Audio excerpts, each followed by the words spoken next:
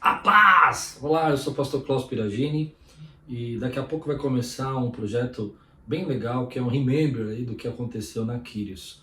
Essa foi uma série que nós pregamos alguns anos atrás, que chama GPS, que foi o caminho de Moisés, né, do Egito até a entrada, né, na porta de Canaã, no livro de Êxodo.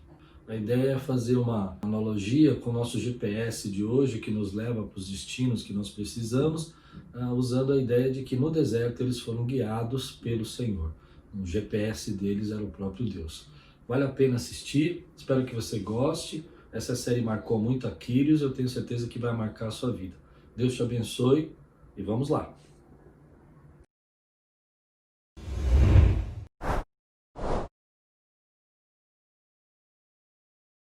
Abra sua Bíblia então em Êxodo capítulo 17.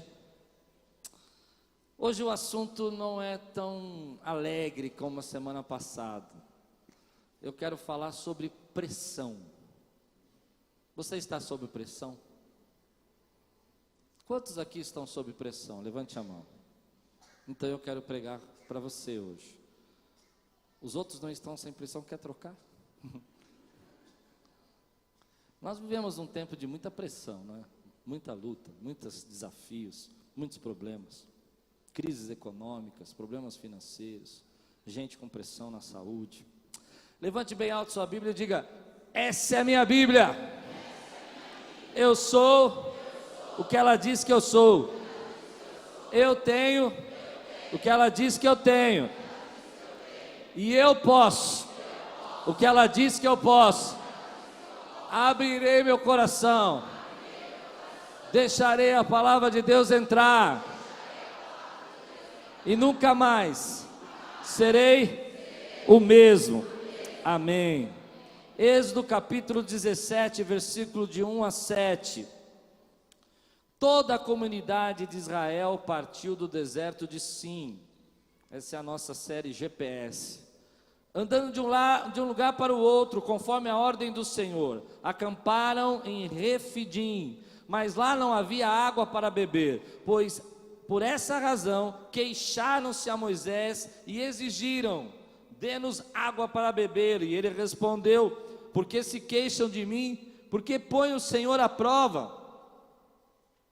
Mas o povo estava sedento e reclamou a Moisés: por que você nos tirou do Egito? Foi para matar de sede a nós, aos nossos filhos e aos nossos rebanhos? Então Moisés clamou ao Senhor: que farei com este povo? Estão a ponto de apedrejar-me.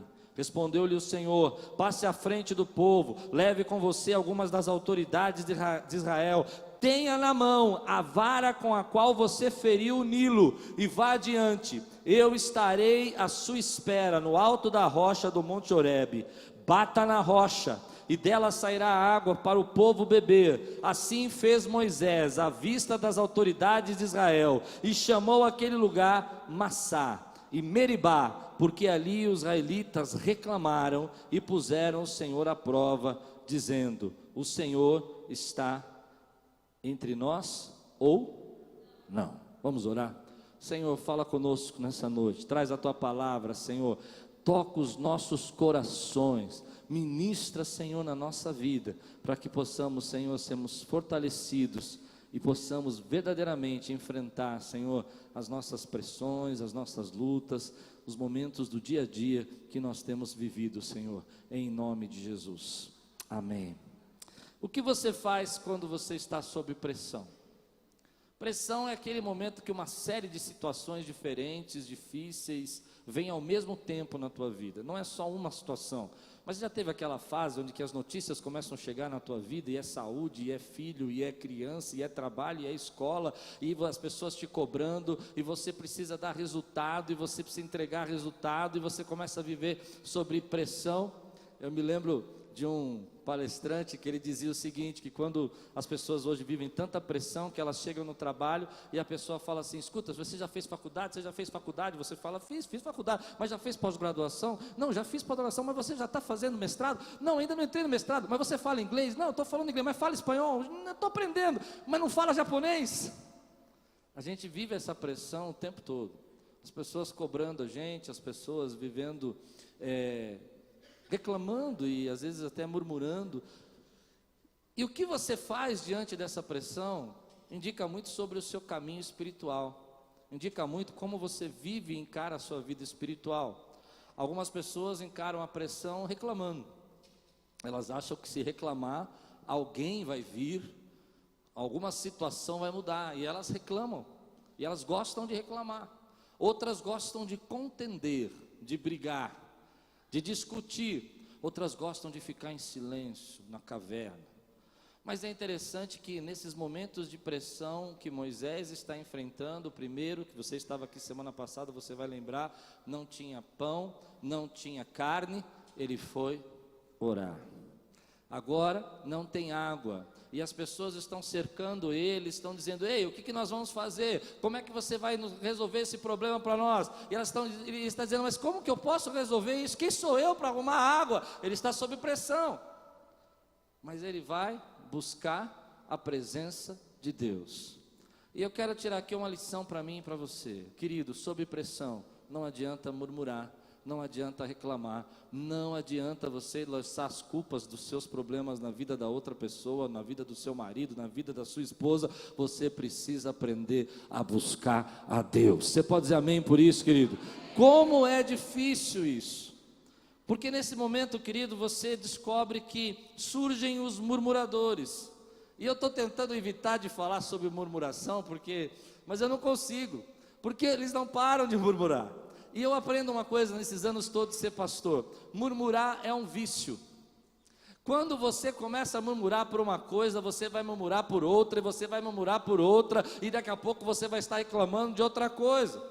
Se você acredita, eu não sei porquê, mas eu sei que existe gente que acredita realmente que murmurar resolve. E eu vou trazer uma notícia triste para você: murmuração não resolve, aliás atrapalha muito. Ao invés de você ser parte da solução, você começa a ser parte agora do problema, e o problema não é mais água agora nesse momento. Se você está comigo, você vai entender. O problema agora é que Moisés está quase sendo apedrejado. E não é assim que a vida começa. Às vezes você está com um problema na sua vida financeira e você começa uma reclamação, e o problema não é mais as contas que você tem que pagar, mas agora é um problema conjugal, é um problema familiar. Uma vez murmurador, sempre murmurador.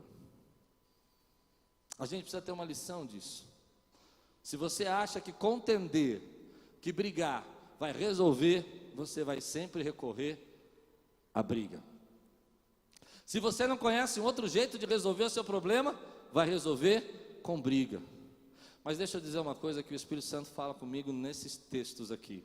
Aliás, esse é um texto muito difícil para mim pregar, eu vou já explicar por quê. Você precisa entender isso. Você precisa entender. Pressão não se resolve com murmuração. Pressão não se resolve com contenda. Pressão se resolve com atitude de fé. Você precisa ter uma atitude de fé. Diante da pressão, não adianta você murmurar. As pessoas que acham que Deus vai atender a murmuração, mas Deus não atende murmuração. Deus responde um coração agradecido, um coração cheio de fé. Se Deus está falando com você hoje, meu irmão, dê um glória a Deus, porque eu quero ministrar isso na sua vida. Enfrente essa pressão com fé. Quantos recebem essa palavra hoje? Como nós precisamos disso na nossa vida, enfrentar, querido, a pressão do dia a dia com fé. É isso que faz a diferença entre homens e meninos, entre líderes e seguidores, entre pessoas que são solução e pessoas que são problema. São aquelas que diante do momento de mais pressão da tua vida, eles levantam e dizem: ei, Deus está aqui, nós temos um Deus aqui, Ele está nesse lugar. E eu vou enfrentar essa luta com fé. Não vou enfrentar com reclamação. Não adianta eu reclamar de você, não adianta eu murmurar de você, não adianta eu reclamar da sua vida. Eu vou dizer: você podia... Ei, você não pode resolver os meus problemas, mas há um Deus que pode resolver os meus problemas. Há um Deus que é poderoso para resolver essa situação. E eu vou enfrentar a luta com fé. Então Moisés vai até Deus. E eu acho interessante esse texto, porque Moisés vai até Deus e Deus fala assim: Moisés, eu vou adiante de você. Primeiro, Diante dessa pressão que você está vivendo, Deus já está diante dela, Ele já está na frente dela, Ele já sabe como você vai sair dela, Ele já sabe qual é a solução que Ele tem para você. Você pode dizer glória a Deus, querido? Deus está diante de todos os problemas e dificuldades que nós podemos estar enfrentando hoje, Ele já está lá. Depois Ele diz: passe na frente do povo. Eu preciso pregar? Sai do meio dessa bagunça. Sai do meio do tchu-tchu-tchu, tchu-tchu-tchu, burburinho. Sabe o que é tchu-tchu-tchu, né? Aquela pessoa, a minha esposa está arrasada comigo. É para entender, não dá? É tchu-tchu-tchu, e tchu-tchu-tchu, e fala, e tchau. Sai daí! Pronto, gostou de agora? É nóis. Sai daí, sai do meio dessa conversa toda, sai do meio dessa discussão. Não, a culpa não é minha, a culpa é sua, a culpa não é minha, fui eu que falei. Eu vou arrumar, como é que eu vou arrumar? Não tenho como resolver, mas se você não tivesse trazido até aqui, sai daí. Você precisa entender isso que eu estou falando.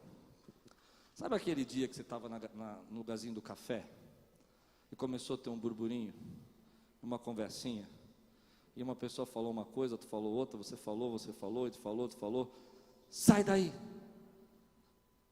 Não, eu vou embora hoje.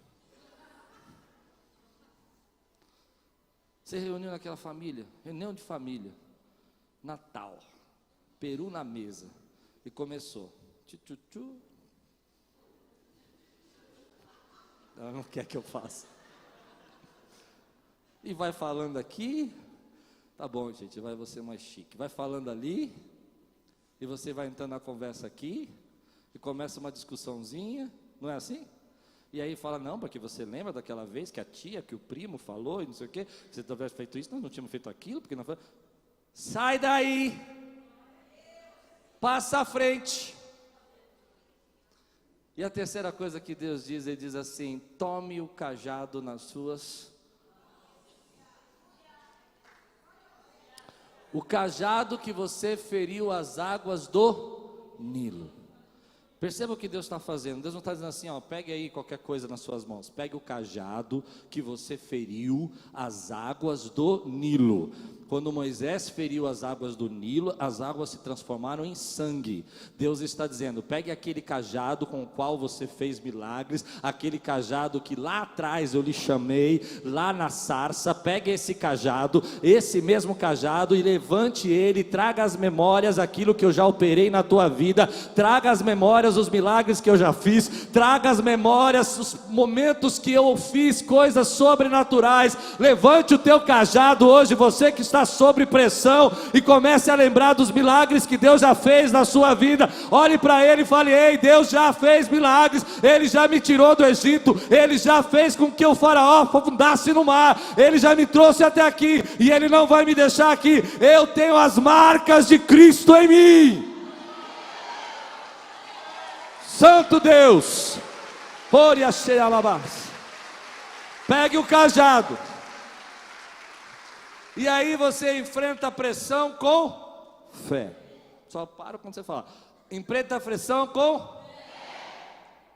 Vai bater na rocha, e na rocha vai sair porque você sabe que vai sair água. Mas pensa que Deus falasse para você: bate na rocha que a rocha vai sair água. Você vai? Alguém aqui já viu sair água da rocha? Não aqueles negócios assim que tem na Disney, aquelas pedras falsas que colocam um bebedouro. Estou falando, alguém já viu? Você não viu? Mas se Deus está falando, você faz. Se Deus está mandando você, faz. E Moisés pega o cajado, sai do meio do burburinho. A culpa é sua, a culpa é sua.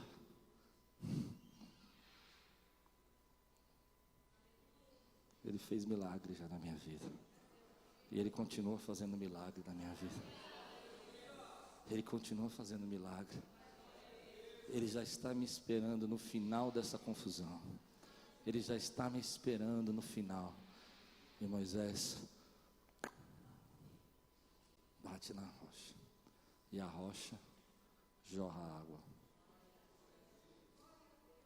Você já teve momentos na sua vida, eu tenho certeza, que saiu água da rocha. O que é isso?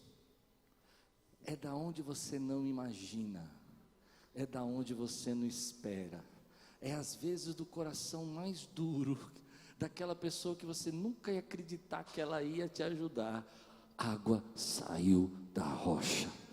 Às vezes é um milagre inesperado, é um momento que você fala assim: meu Deus, como que isso pode acontecer? Daí sair água. Pois bem, saiu tanta água daquele lugar, que eles beberam, que a nação toda bebeu, que os animais deles beberam, todos saciaram a sua sede. Deixa eu dizer uma coisa para você: Deus já tirou a água da rocha para você alguma vez, eu sei que Ele continua fazendo isso, muitas vezes na minha vida Deus já fez isso, nos momentos que eu achava que não tinha saída, nos momentos que eu achei que eu cheguei no lugar onde não tinha como fazer, Ele diz: ei, enfrente com fé essa dificuldade, porque vai jorrar água viva da onde você não imagina, vai vir da onde você não espera, e essa sede vai acabar. Quantos aqui já viveram água saindo da pedra? Levante a mão aqui, levante a mão e diga: eu já vivi. Levante seu cajado e diga: ei, eu trago as marcas de Cristo. E se você crê que Deus está falando com você hoje, que está sob pressão, Ele tem água na rocha para você. Dá um brado nesse lugar, dá um glória a Deus, adora o Senhor, exalta o nome dEle, diz: ei, o Senhor é grande, o Senhor é grande, Ele tira a água da rocha. Eu já vivi momentos assim, momentos que você fala: não tem jeito disso aí não, eu não tenho como resolver esse problema, eu não tenho, o que eu posso fazer é fazer uma ligação ali, mas assim, não vai rolar. Já fez isso? E aí? Estava te esperando, você não me ligou. E você começa a escutar o barulho da água chegando.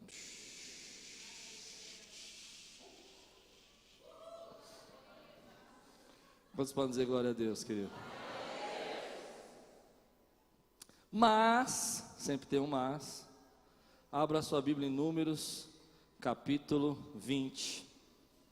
Números, capítulo 20. Bom, agora eu vou começar a pregar, porque é sobre esse assunto que eu quero pregar. Números, capítulo 20. Versículo de 1 a 6. E esse é um texto que mexe comigo, porque muitas vezes, quando meu pai era vivo, nós discutíamos esse texto. Papai falava assim para mim, eu era um garoto intempestivo, ainda sou um pouco, mas era um garoto bem agitado. Papai falava assim: Klaus, não bata na rocha. Diga aí comigo: não bata na rocha.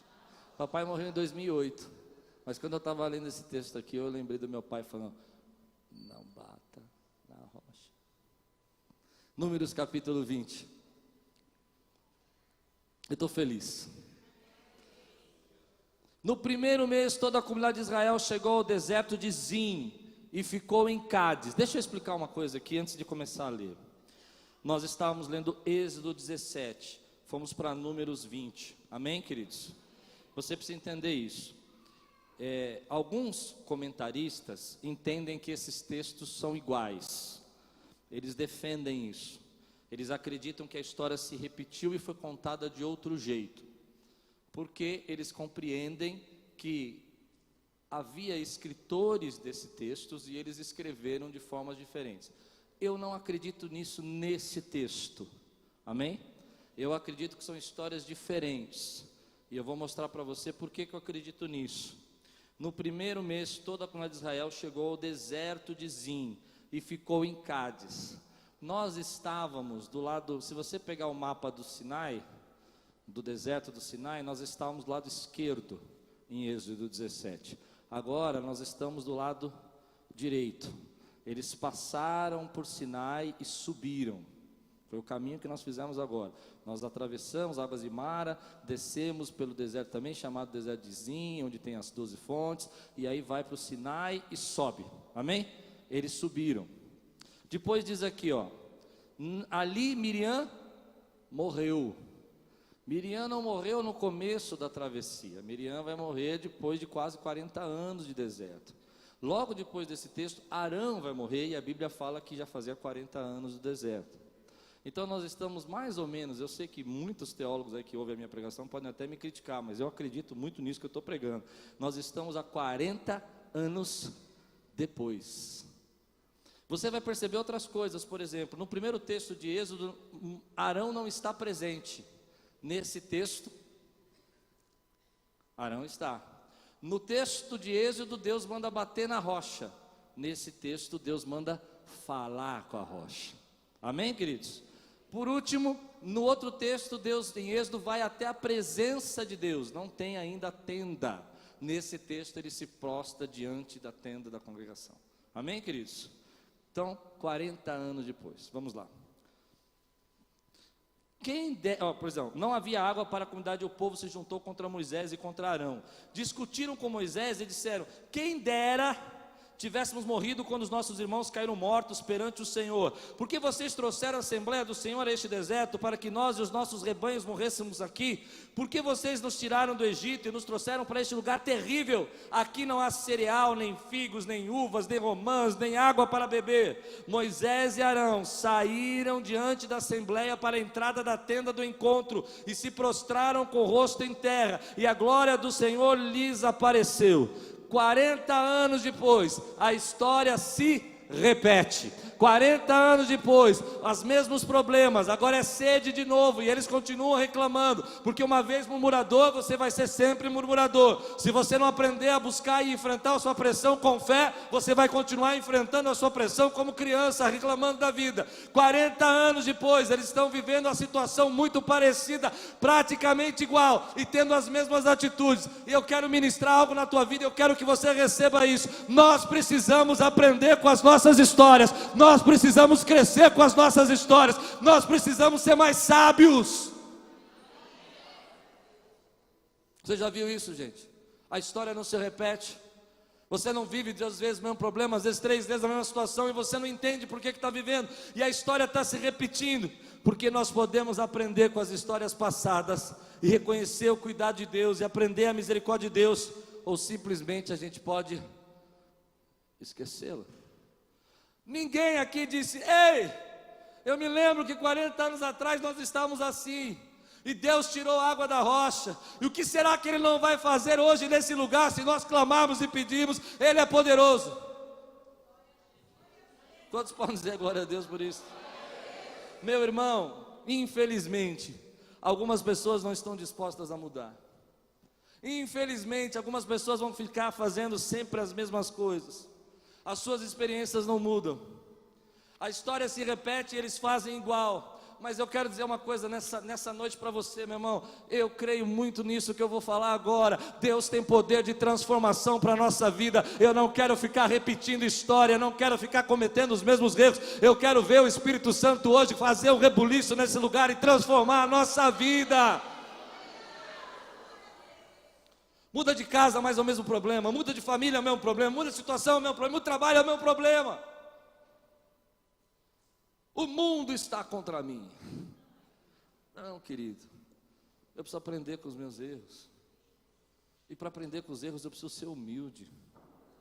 Reconhecer que na primeira pressão eu não agi errado, eu não devia ter feito assim, eu não devia ter murmurado. 40 anos depois ainda estou fazendo a mesma coisa. Quem é sábio? O sábio aprende com os seus erros. O sábio aprende. E aí vem a questão do teste, né? Porque eu não gosto muito dessa ideia de Deus testando a gente, mas eu entendo que a vida testa a gente. O teste é esse. Você vai viver uma outra situação, um novo problema, e ainda vai fazer as mesmas coisas. E é interessante que o teste não é só para o povo, o teste é para Moisés. Porque Moisés também vai agir de forma como ele agia no passado. Quando você lê a história, você vai perceber que Moisés, ele tem problemas sérios. Embora a Bíblia diga que ele era um homem manso, e a gente entende manso como uma pessoa pacata, ele tinha problemas sérios com ira. Em alguns momentos na Bíblia, Moisés se manifesta gravemente com ira. Quando Deus, ele ainda está no Egito, ele vê um hebreu e um egípcio lutando, e ele entra na briga e ele mata. Mas não é só aí que a ira dele se manifesta. Depois, quando ele está na frente do faraó, Deus fala para ele assim: só fale ao faraó. E ele fica tão indignado, e a Bíblia fala que Moisés se irou. Mas não é só aí que a ira dele se manifesta. Deus fica com ele 40 dias no Sinai, entrega as tábuas da lei, e a presença do Espírito de Deus está ali, e ele recebe nas mãos a tábua escrita por Deus. Você pode imaginar essa presença, o cheiro de Deus na tábua, você pode imaginar isso? E ele pega aquelas tábuas, ele desce, e quando ele vê o povo em pecado, sabe o que ele faz? Ele pega aquelas tábuas, não, quebra-se a cabeça do povo, mas não quebrasse as tábuas. Não faça isso, é brincadeira. Mas ele vai quebrar as tábuas. Ele pega aquilo que é de Deus e vai, vocês não vão ter nada. Você entende isso que eu estou pregando, meu irmão? E agora, ele está de novo no mesmo processo, e ele está indignado, ele está completamente irado, e Deus fala para ele: olha, nós vamos fazer algo diferente dessa vez, você vai lá e vai falar com a rocha. E ele olha e fala: Quantos estão entendendo? Você chegue lá no povo e fale com a rocha, e a rocha vai virar. Pegue o seu bordão e fale com a rocha. Lembra do que eu já fiz? Fale com a rocha. E Moisés fala: E de repente ele começa a passar uma lição no povo e começa a dizer: rebeldes. E tem um detalhe aqui que é forte, porque aonde Deus pediu para ele fazer isso, aonde Deus disse que ele tinha que dar essa bronca no povo, aonde Deus disse que ele tinha que fazer isso. E eu imagino aqui, a minha agora concepção, ele pega então o cajado dele, ele vê a rocha, Deus tinha falado para ele fazer o quê? Fale. Mas ao invés de ele falar, ele fala: olha, seus rebeldes, eu vou dizer, eu tenho que dar água para vocês. Será que quando que Moisés deu água, quem dá água é Deus, quem dá água é o Senhor, quem dá água é a fonte da vida é Deus. Mas Moisés está falando agora como um louco. Ele está dizendo: ei, será que eu vou ter que suprir agora? Eu vou mostrar para vocês. Quantos estão entendendo o que eu estou pregando? Então ele pega o cajado dele, querido, assim como ele quebrou as tábuas, e ele pega o cajado dele, e diz a palavra de Deus que ele bate na pedra, e não uma vez. E deixa eu pensar, agora é interpretação minha, eu acredito que não foi um toquezinho não, viu? Ele estava bravo. Ele bate na pedra uma vez, não satisfeito, ele bate 2 vezes. Você conhece pessoas que são dominadas pela ira? Você conhece pessoas que se descontrolam assim? A vida vai passando, tem os murmuradores, tem os que contendem, e tem os que se iram. E as pessoas às vezes não mudam, não querem mudar, e acham que podem viver quebrando tábuas e batendo em pedras. Mas a nossa atitude conta muito. A nossa atitude conta muito. Você acha que pode bater, quebrar e fazer, e que vai dar mais conta?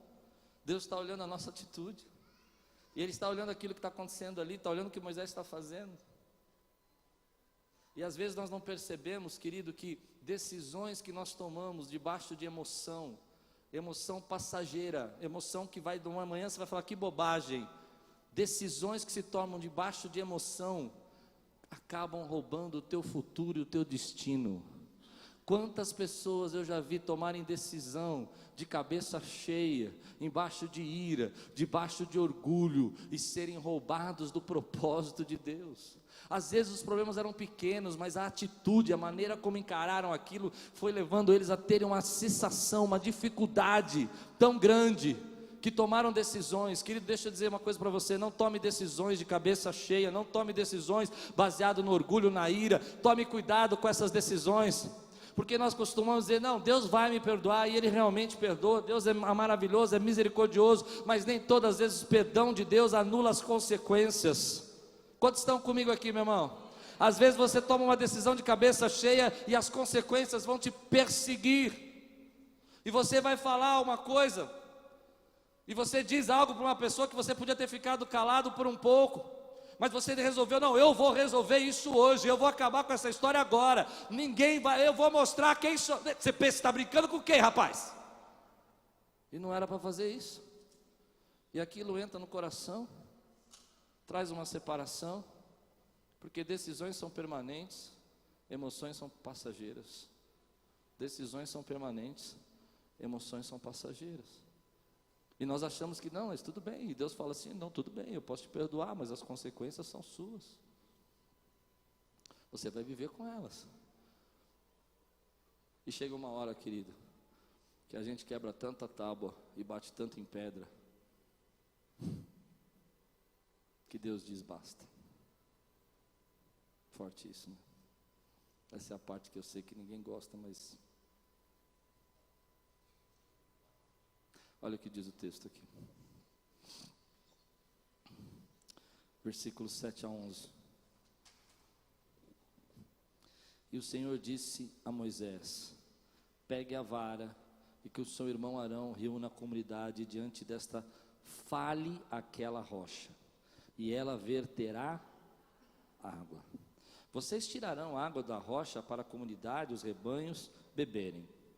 Então Moisés pegou a vara que estava diante do Senhor, como este lhe havia, perceba, este lhe havia, ele sabia o que Deus tinha ordenado. Ele sabia o que Deus tinha ordenado. Amém? Ele sabia. Aí diz aqui: Moisés e Arão reuniram a assembleia em frente da rocha, e Moisés disse: escutem, rebeldes, será que teremos que tirar água desta rocha para dar a vocês? Então Moisés ergueu o braço. Entende? Quando eu tirei a minha ideia de que ele bateu com força, ele ergueu o braço.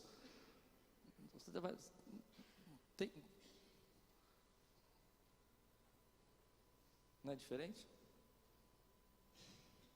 É diferente, não? E aí ele diz aqui: e bateu na rocha duas com a vara, jorrou a água, e a comunidade e os rebanhos beberam. Talvez Moisés estivesse desgastado, cansado, estava sob pressão. Você já teve esse momento que você está tão cansado, tão sob pressão, que você fala assim: eu vou bater nessa rocha aí? Eu acho que vocês estão bonzinhos, gente. Quantos já tiveram esse momento aqui? Talvez você esteja nesse momento agora,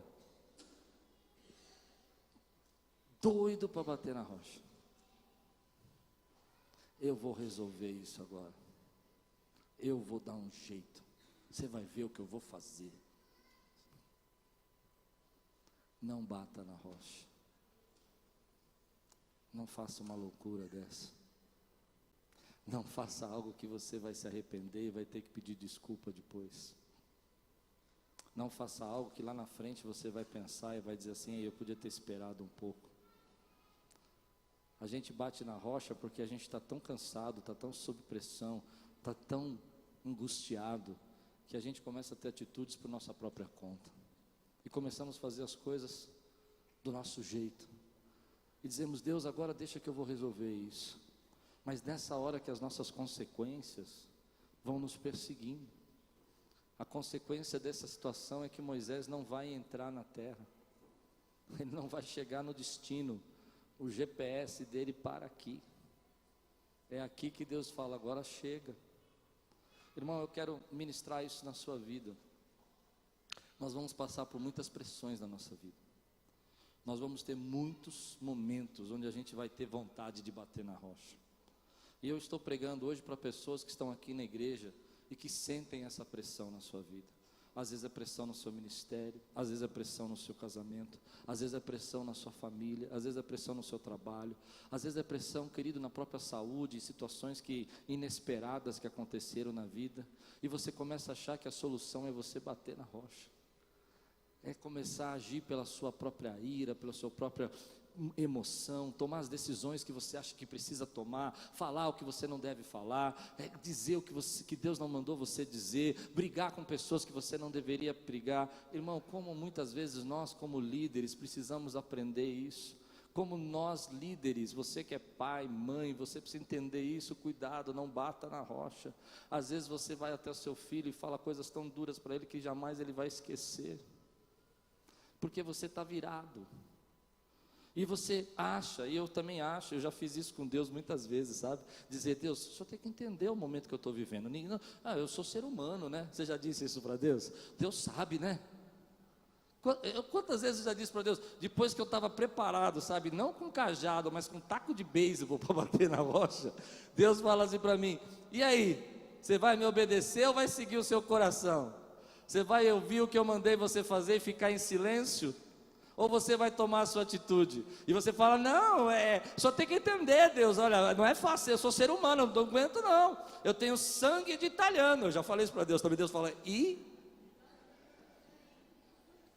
Você tem o sangue de Jesus. Quantos podem dizer amém? Amém? E é nessa hora que você está sendo tentado a tomar uma atitude que você não deveria tomar, a fazer uma coisa que você não deveria fazer, e você então bate na rocha. E bater na rocha, meu irmão, é abandonar um propósito de Deus para a sua vida, é bater na rocha, é tomar uma decisão que você não devia tomar e que te leva distante dos seus objetivos. Bater na rocha é agir como louco e abrir mão, fazer uma loucura, abandonar todos os propósitos que Deus tem na sua vida. Se você está entendendo, diga amém, porque agora eu quero ministrar isso na sua vida, meu irmão. Deus tem uma palavra para você que está pronto a bater na rocha. Toda vez que a pressão aumenta, toda vez que você começa a sentir uma grande pressão na tua vida, é porque você está chegando a poucos quilômetros do seu destino. Moisés estava a poucos quilômetros da terra prometida, ele podia ter aguentado mais um pouco. Aprenda essa lição, quando você está sob pressão, lembre-se, está chegando o tempo de Deus na minha vida. Ah, meu irmão, às vezes meu braço já está aqui em cima. E Deus fala, ei, por uma atitude de emoção, você vai abrir mão do seu destino. Você sabe disso, quando a pressão aumenta, é porque alguma coisa grande de Deus está prestes a acontecer na sua vida. Quando você começa a ser muito cobrado, quando o ataque aperta, quando as pessoas criticam, é porque tem uma terra chegando aí, a poucos metros de distância, a poucos quilômetros de distância. Moisés bate na rocha, e olha o que o texto diz aqui. Versículo 12 e 13. O Senhor, porém, disse a Moisés e Arão: como vocês não confiaram em mim para honrar a minha santidade à vista dos israelitas, vocês não conduzirão esta comunidade para a terra que dou a vocês. Estas foram as águas de Meribá, onde os israelitas discutiram com o Senhor, e onde ele manifestou a sua santidade entre eles. Não entrou. A poucos quilômetros de distância. Volta um pouco para a nossa vida. Não acontece isso na nossa vida, querido? Você está a poucos metros de distância de receber a sua promoção e as pessoas começam a criticar você. Deus não mandou você pedir a conta e você está doido para pedir a conta, e você está a poucos, meu irmão, recebe essa palavra na sua vida, porque não é assim. E aí você fala, não, eu não aguento, eu tenho que ficar sofrendo essa humilhação, eu vou dar um jeito nisso hoje, eu prefiro trabalhar em qualquer outra. Ei, Deus mandou você fazer isso. Você vai lá, bate na rocha, começa uma discussão em casa, uma briguinha besta. Vamos comer ali, ou vamos comer aqui, vamos no restaurante, ou vamos comer em casa. E daqui a pouco você fala, não, é hoje que eu vou acertar isso tudo. Eu estou aguentando há 40 anos nesse deserto, Jesus. E aí você vai e bate na rocha. E era uma coisa boba, uma coisa tão pequena, e fala um monte de bobagem que nunca mais vai ser esquecido. Não bata na rocha. Diga comigo, não bata na rocha. Tenha mais um pouquinho de paciência. Espera mais um minutinho. A promessa vem. A terra está chegando. Irmão, isso é uma palavra que mexe comigo, que às vezes eu tenho uma vontade de bater na rocha, o Espírito Santo fala, fica quieto. Ora e dá glória. Ora e abaixa a cabeça e fala, Senhor, tá bom. E aí eu fico pensando nas vezes que eu bati, porque às vezes você bateu e deu certo. Não entendeu o que eu disse, né? Na primeira história, Moisés bateu e deu certo. Por que eu não posso só dar mais uma batidinha? Às vezes tem que bater. Senhor, acho que eu não entendi direito, era só para falar, mas eu vou dar só uma batidinha, tá? Que assim fica tudo certo, todo mundo vai saber que...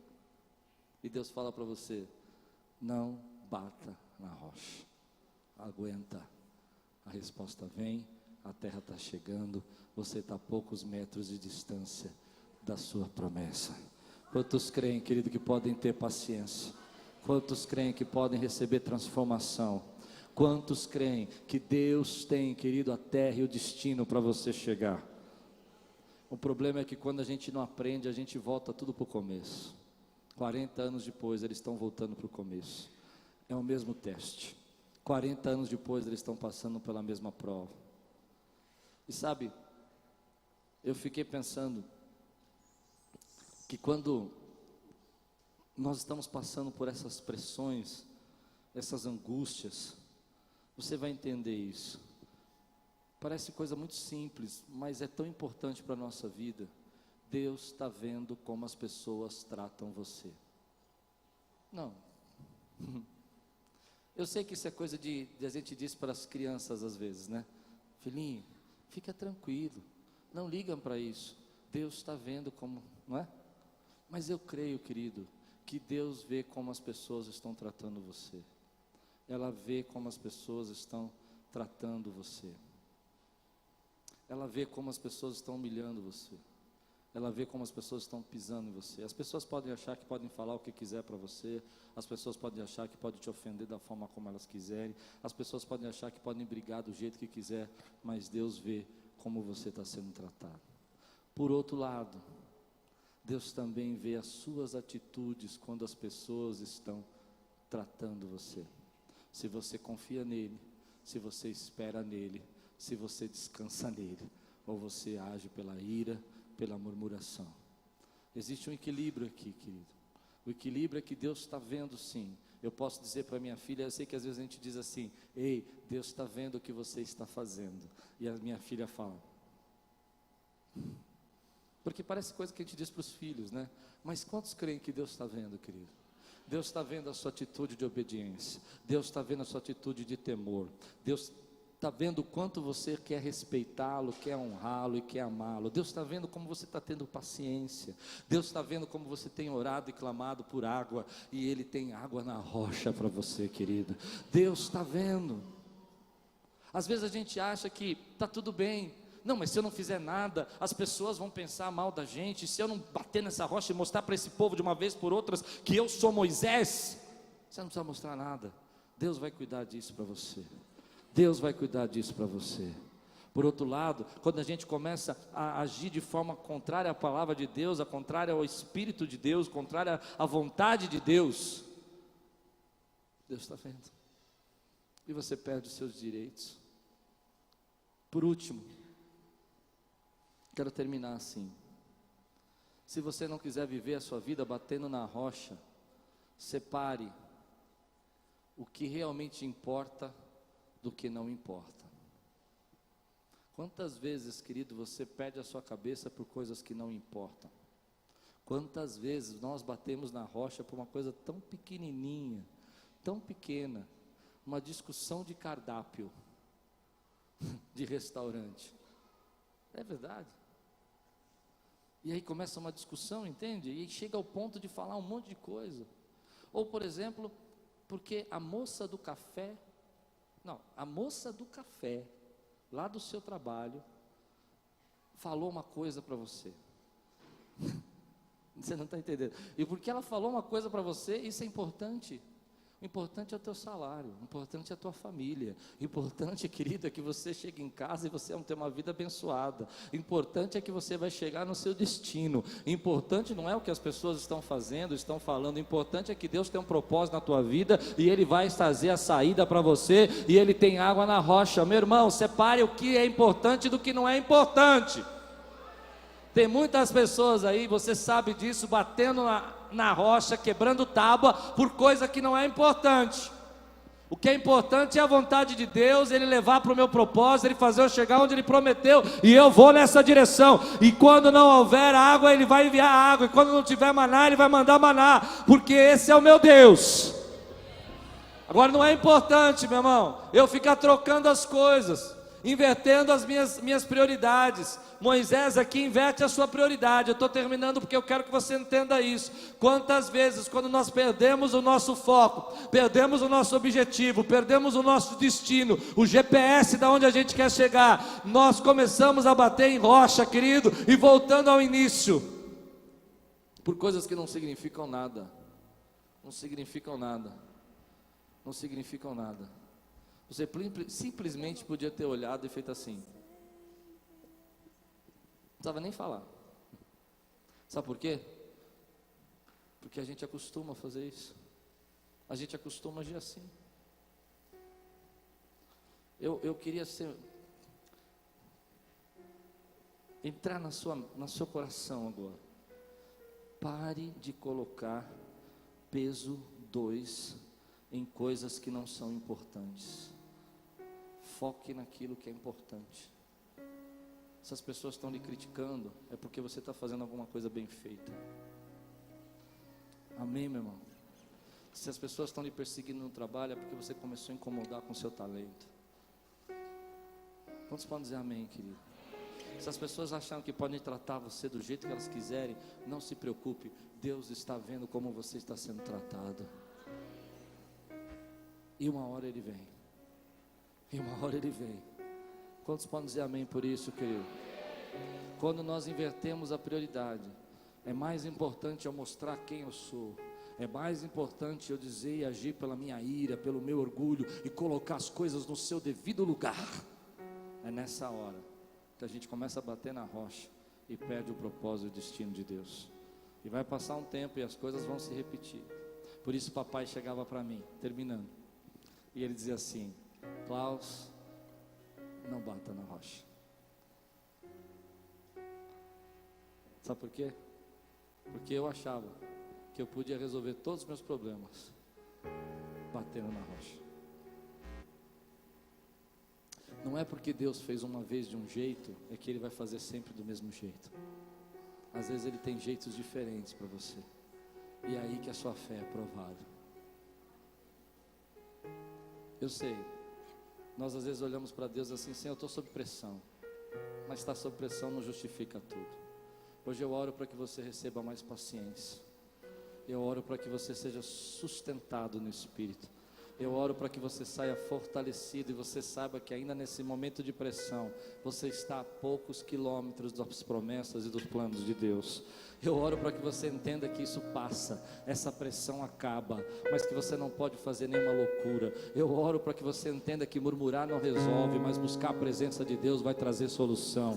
Eu oro, querido, para que você entenda que Deus vai ter uma saída para você onde ninguém espera. Do lugar mais duro vai jorrar água na tua vida. Eu oro para que você chegue no seu trabalho amanhã com um sorriso nos lábios e dizer: Ei, eu não estou sob pressão, eu estou sob a presença do Espírito Santo. Eu oro para que você chegue na sua casa hoje e fala: minha família é uma família bendita no nome do Senhor, e eu vou fazer, eu vou lutar por aquilo que é importante. Aquilo que é importante é a minha família, aquilo que é importante é os meus filhos, aquilo que é importante é a minha casa, porque a minha família é uma família bendita.